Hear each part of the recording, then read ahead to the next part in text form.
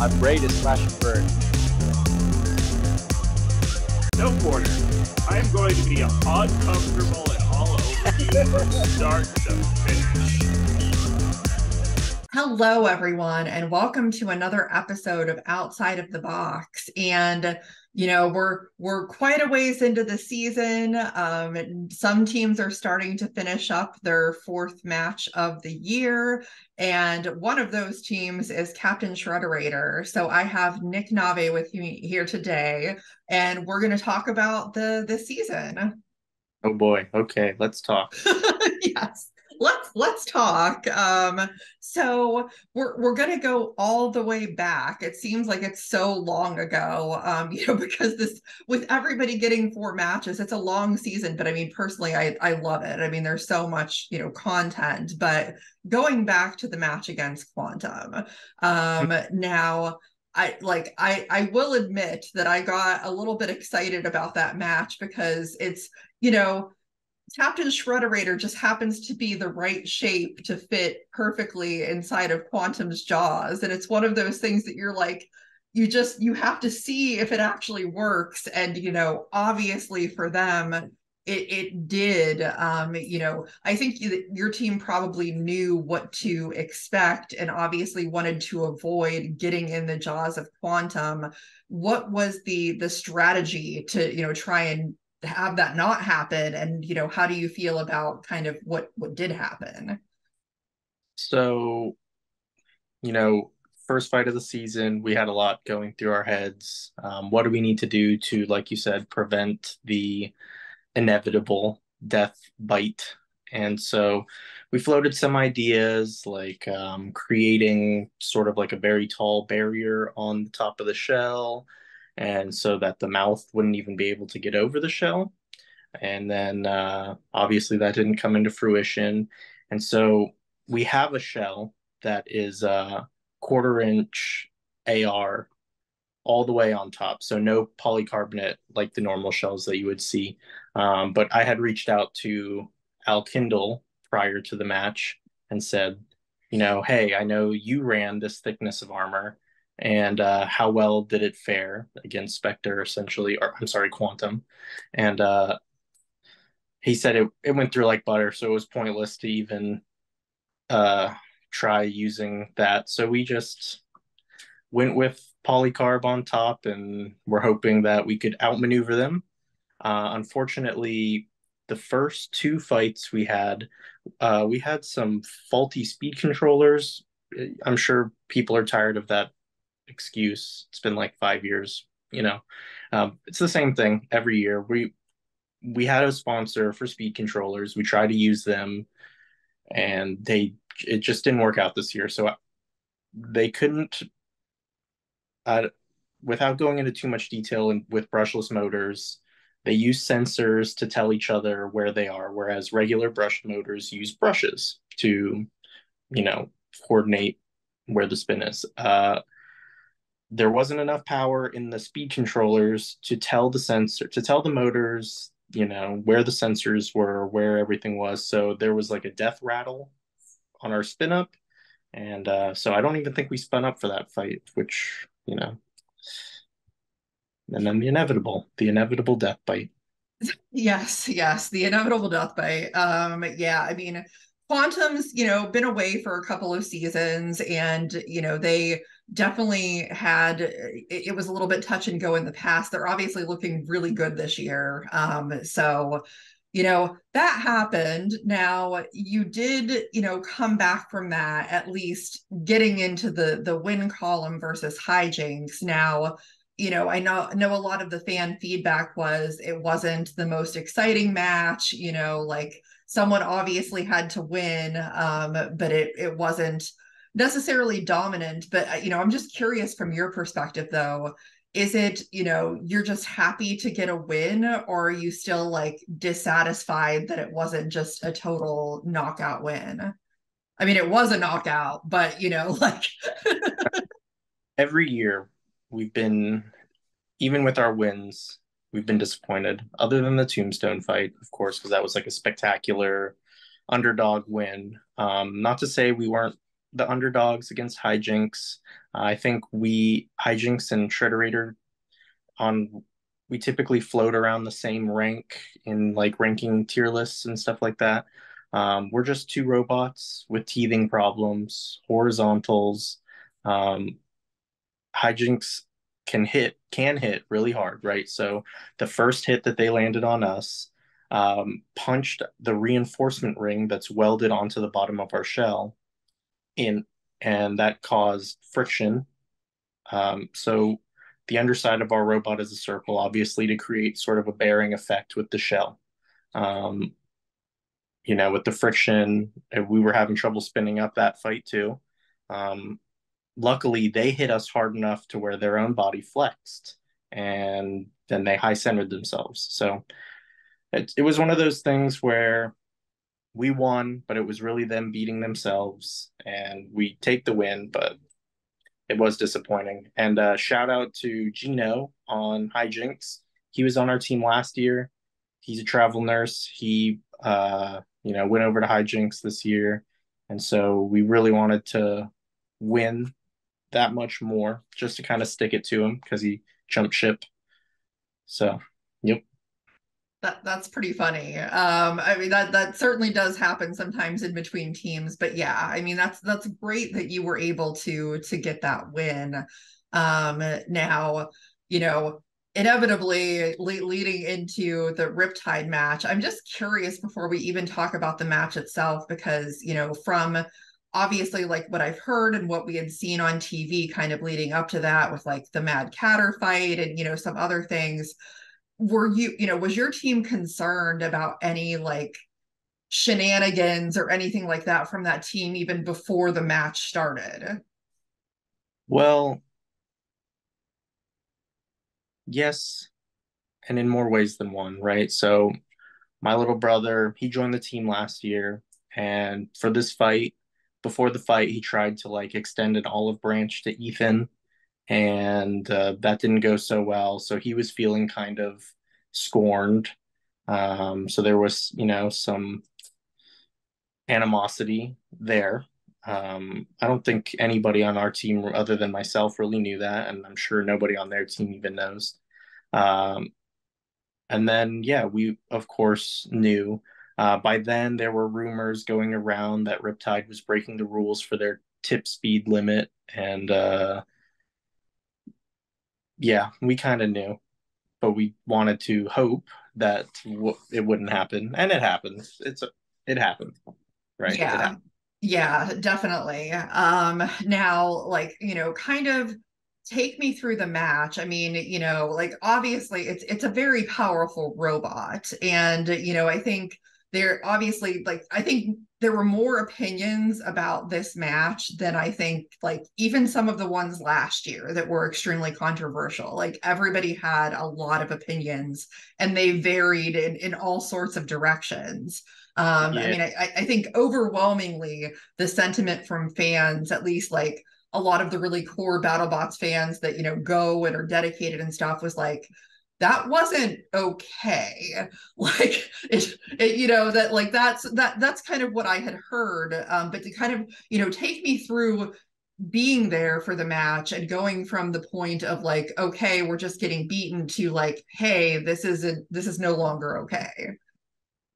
you know, uh, there have been people who've brought up like my dad hitting the shark one time when it wasn't moving, and I think there are a lot of instances where people will land a hit when there's no movement just to make sure that the robot's dead. In the moment, the obviously the editing is made to be a little more dramatic.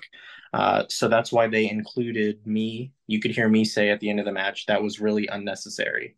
I wasn't mic'd up, so I wasn't expecting to be heard, but the referee's mic must have picked me up, and so they chose to include that. And, it stirred a little bit of controversy. Um, yeah, it's been 3 weeks since that episode, and I'm still seeing posts about it. Everyone has their own opinion. Did Riptide act within the rules? Yes. Did Riptide act in an unsportsmanlike manner? In my opinion, yes. In other people's opinions, no. And everyone has opinions are like everyone has them, right? So best not to dwell on it now. Hopefully they just clean their act up. I don't think they should be banned from BattleBots. I think Stan should be banned from BattleBots, and that's for more reasons than just this Riptide fiasco, this fight fiasco, and people who are involved in the community know a little bit more about that. And, Stan, he might reach out to me about my opinion if he sees this, and that's fine. He probably won't change my opinion, and that's okay. I'm allowed to have my opinion. Like I said, everyone has opinions. They're like, Yep. so. Exactly. I think another thing that people, I mean, you've talked about it a little bit, but like wanting to know coming off of that match, what was the process for being like, okay, now we have a completely destroyed robot and we still have a match to fight. What was the process of like kind of getting re-prepared to go up against Jackpot? Okay, so you can kind of, people will kind of piece together my comments and hear other things from other builders and make comments on Reddit, and they get this piecemeal picture, and it doesn't really paint the full picture, right? So you'll see comments on Reddit say, oh, well, Captain Shrederator brings 3 robots and they didn't have to work hard. And so there is some truth to that, right? We bring 3 robots, but the 2 other robots we brought were non-functional. The base of one was completely warped. We planned on using it last year, did not use it after a test because someone drove into the wall in the test box, and the hit was so hard that it bent essentially, like I said, the bottom of our robot is a circle, and that's to act as a bearing inside the shell. When it hit the wall, it warped. So now shells are doing this on top of it. Non-functional. Okay. So that chassis cannot be used. We have a fully brushless chassis, which was completely annihilated in the huge fight the previous year, the exhibition match. That one uses all proprietary hardware, so different gearboxes than the other two chassis, different motors, different everything. Wouldn't have been able to get it together in time.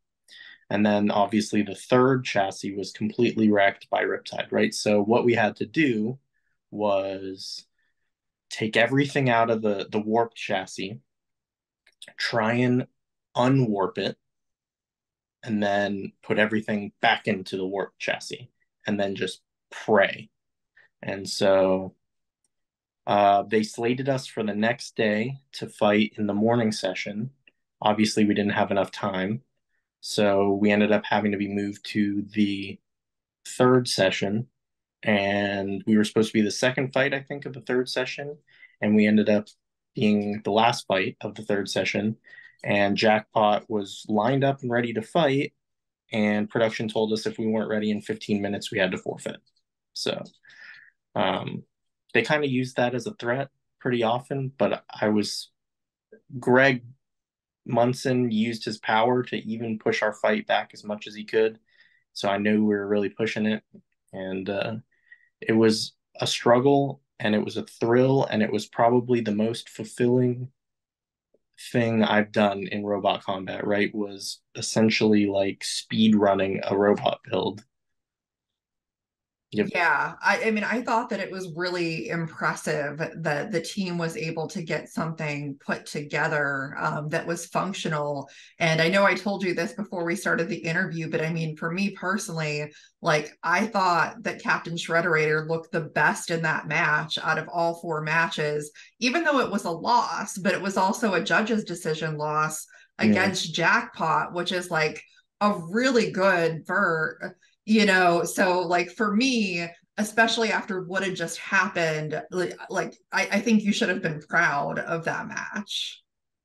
Yeah.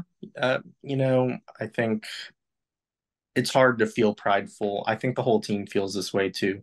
It's hard to feel prideful about any performance we give if it's not spectacular, right? Because we've essentially let everyone down for so long. People have very strong opinions of us, right? We're showmen. We bring a sense of patriotism to the show. Kids love us, hardcore fans love us, that sort of thing. But to the average viewer, we look like duds. And so the way we won with hijinks was disappointing. The loss to Riptide was very disappointing. A loss is disappointing, even if it looks better than the previous fights. It's still a loss, still disappointing. Um, my dad and Jonathan particularly worked nonstop, day and night, for those 24 hours troubleshooting electronics. It wouldn't have been possible without them. They are insane. Those two are just insane.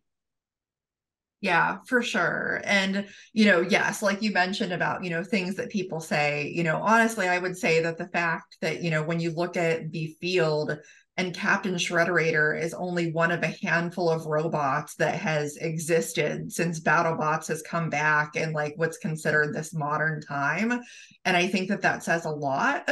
And me personally as a fan, different fans may have different opinions about why they watch BattleBots, but I don't think that robot combat is solely about wins and losses. I mean, in the end, for the giant nut, obviously it is, but it's not really all about that in the grand scheme of things. So that, there's different people like different things about it. I guess the real question is that after this season, where do you go from here?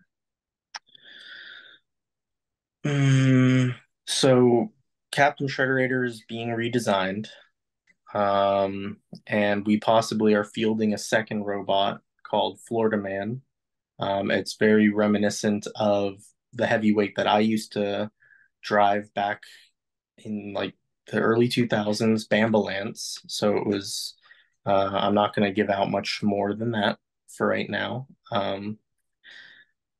This year, I'm not sure if I'll be attending.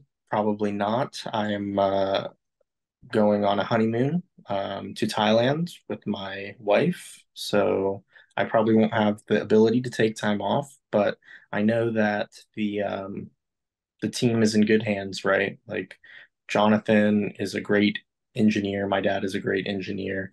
We got a new teammate. His name is Scott. He's a great engineer. So it's really time will tell with the Captain Shrederator redesign and the Florida Man build, and hopefully, they put up some good results and silence some of the naysayers. That would be great. I always love a good comeback story. So we'll see what happens as far as that goes. And yeah, and I mean, who knows? You may be able to more than you think because it's still very up in the air, as to when that next season is going to happen. So Yeah. we'll see how that goes. But yeah, no, that's awesome. And one other thing, I wanted to ask you in particular, like, because not every builder comes from a place where it's like, a family type of thing, where you've had your dad to really like learn from and things like that in terms of the robot building. How is that for you to, kind of grow up with that and get to learn all of this stuff, and now you're doing this in your own right at this point.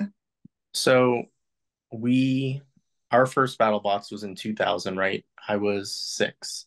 Um, my dad attended with a middleweight robot called Disposal, and back then you had to win fights in order to even be shown on the show. You have to win qualifiers, and it's like an open.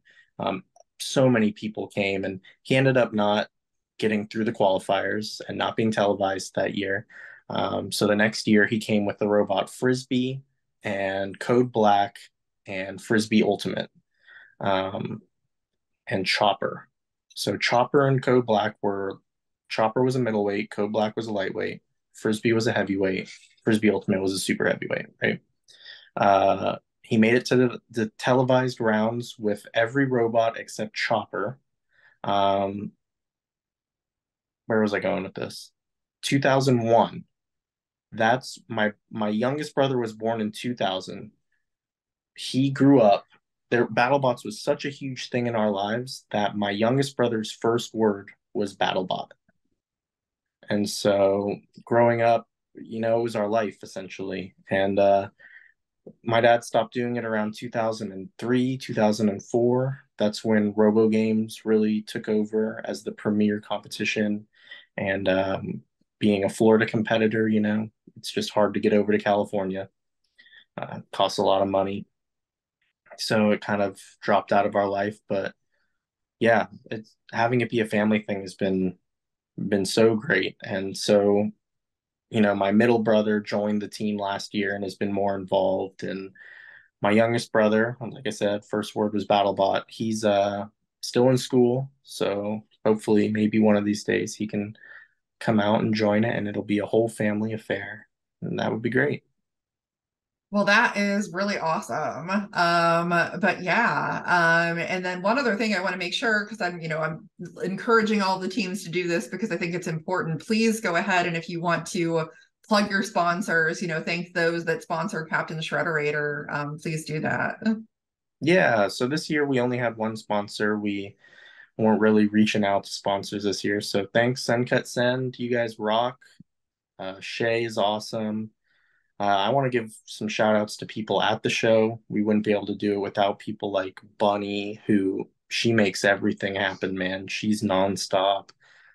Jonathan, like I said, on our team, wouldn't be able to do it without him. Ken, our teammate, he doesn't go to the televised shows anymore, but it would be difficult to do things without him. Who else really helps us? Gigabyte was our pit neighbor, so they helped us a lot this year. Gigabyte and Cobalt. So you know what? Shout out to everyone. Everyone rocks, man. They put their heart and soul into this sort of thing. The show wouldn't survive without the builders, right? And so, um, we're not paid that much, so it's kind of like a passion thing. And yeah, everyone rocks. That's about it. Yeah. Shout out to everyone. Yeah, and that's the truth. I don't think, unless you can see it some on TV. I mean, it definitely comes through, but when you're at BattleBots, and you can meet the people, especially being back there in the pits. I mean, you just really see how much everybody supports and helps each other. And I think that's great. I think that's the best way to do it. But that's me personally. So yeah. So we'll see what happens next year. Obviously, have a blast on your honeymoon, enjoy that time because there's sometimes for builders there's not that much time to do things like that because you're working on robots all of the time. So Yeah. yeah, I hope it's awesome. And yeah, hopefully, especially with the possibility of two robots, who knows what's going to happen next season. Who knows? Exactly. Well, for everybody that watches, please make sure that you keep subscribing, liking, sharing, commenting, all of that good stuff.